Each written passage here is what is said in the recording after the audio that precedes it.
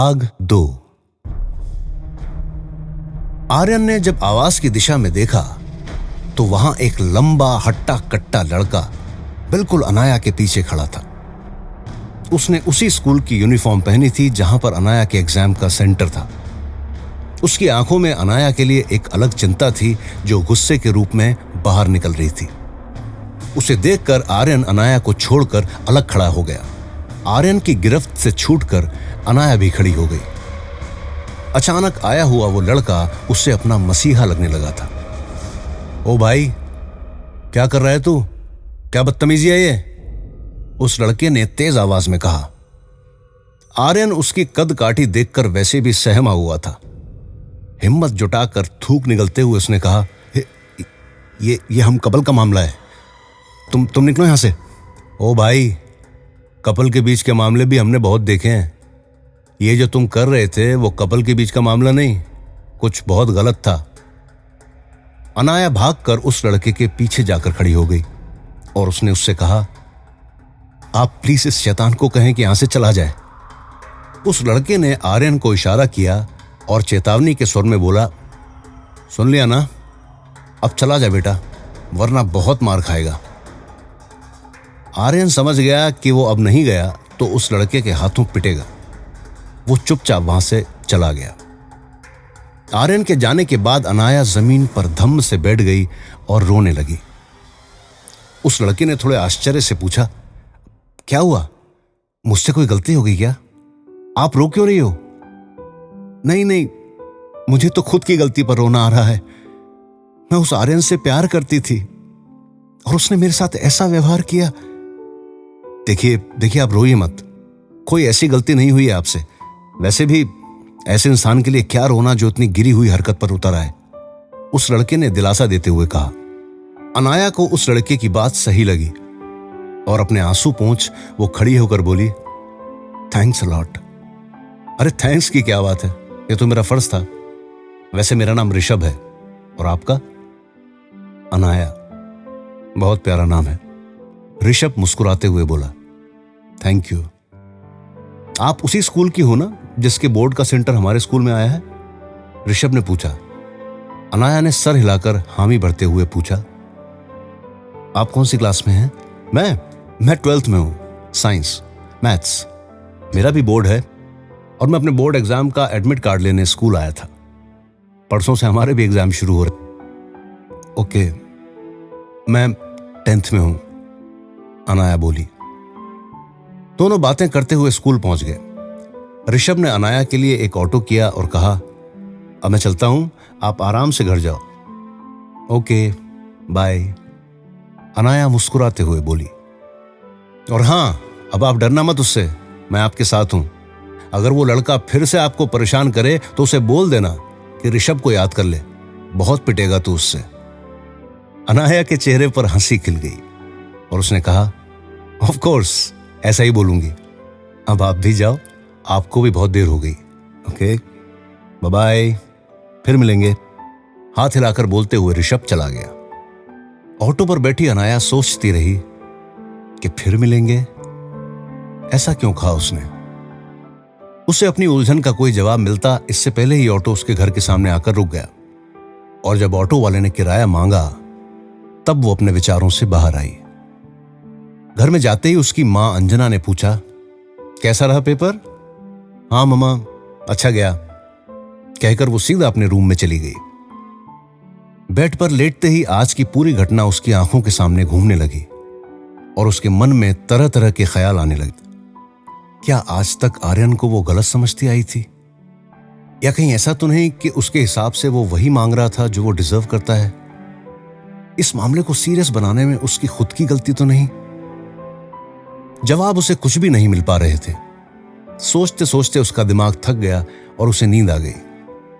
शाम को जब उसे मम्मी ने जगाया तो उसने उठकर देखा कि उसके फोन पर आर्यन के 10 मिस्ड कॉल्स और 15 मैसेजेस थे।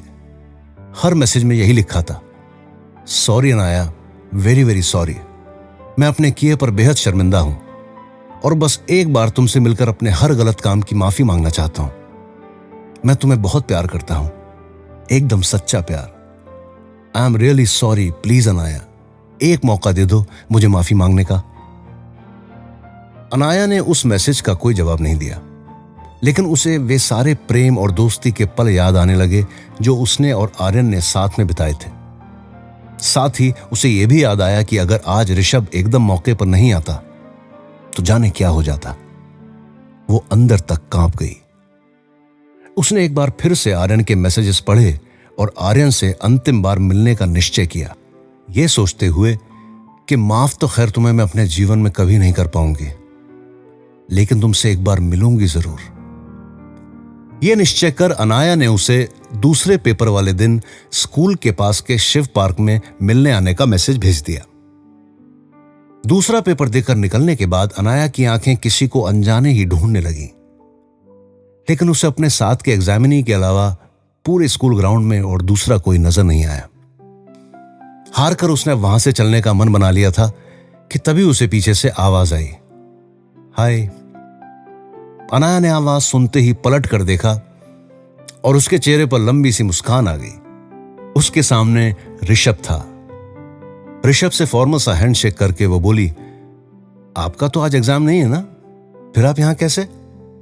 ऋषभ इस सवाल के लिए प्रिपेयर्ड नहीं था, सो मन ही मन उलझ गया। सही तो है, क्या करने आया हूं यहां पे मैं?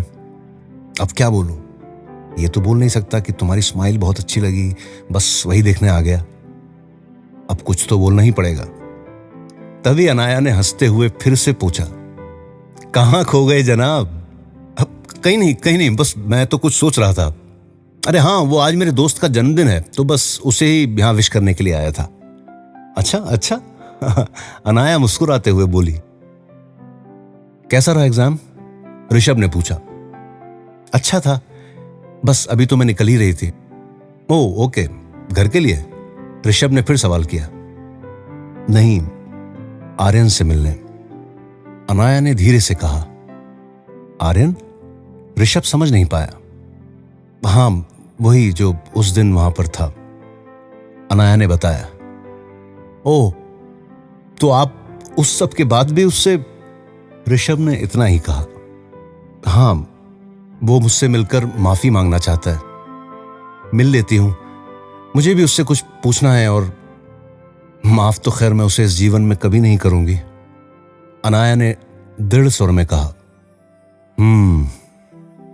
ऋषभ बोला और जाने लगा। फिर अचानक पलटकर उसने पूछ ही लिया, वैसे कहां मिल रही हो उससे? अनाया यही तो चाहती थी कि बस उसे बता कर जाए। ये जो थोड़ा सा आगे चलकर शिव पार्क है ना, वहीं पर, अनाया ने कहा। ठीक है, ध्यान रखना, बाय, कहकर ऋषभ वहां से चला गया। अनाया ने पार्क में पहुंचकर देखा कि आर्यन वहां बेंच पर बैठा हुआ उसका इंतजार कर रहा है। दोपहर का समय था तो पार्क में कोई भी नहीं था। अनाया उसके बगल में जाकर बैठ गई। कैसा गया? आर्यन ने हिचकिचाते हुए पूछा। अनाया ने कुछ नहीं कहा। अनाया, मैं सिर्फ इतना ही कहना चाहता था कि Aryan, I think we should break up. Anaya ने आर्यन की बात को काटते हुए कहा। तुम मुझसे माफी मांगना चाहते थे ना, लेकिन मैं तुम्हें जिंदगी भर माफ नहीं करूंगी। आर्यन की आंखें खुली की खुली रह गईं। वो जो कुछ सोचकर आया था सब चकनाचूर हो गया था। उसके मुंह से बस इतना ही निकल पाया, क्यों? जानने के लिए सुने अगला एपिसोड सिर्फ प्रतिलिपि FM पर। इस कहानी को पूरा सुनने के लिए डाउनलोड करें प्रतिलिपि FM ऐप, और ऐसी दिलचस्प कहानियों से जुड़ने के लिए इस पेज को लाइक, सब्सक्राइब और शेयर करना ना भूलें।